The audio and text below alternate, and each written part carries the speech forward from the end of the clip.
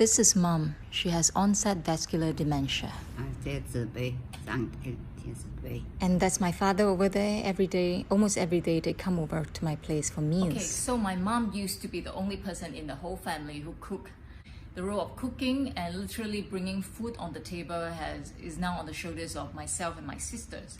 And one thing I found, by getting my mom to get involved, by getting her to crank up her old machine here, to dig into her old memories of how she used to cook, is a good place to go for families who live with a dementia patient. Sometimes I would go to the market and buy things that I personally wouldn't either cook because I didn't know how to, or I remember Mom used to make those for us. I would get her involved when I'm cooking, or ask her before a meal, like, you used to make that for me, like, can you teach me, can you give me some tips on how to prepare that dish? I find that each time I bring that up, it her face lit up, her energy and her mood changed. Put her in a good place to get her to get involved in our everyday cooking.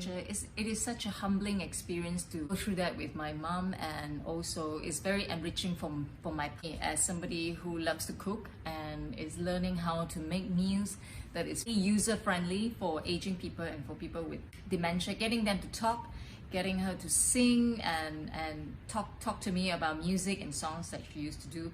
All this is really a wholesome and holistic, a way to cope with living with a dementia patient. I find that is both very helpful for myself and for my parents.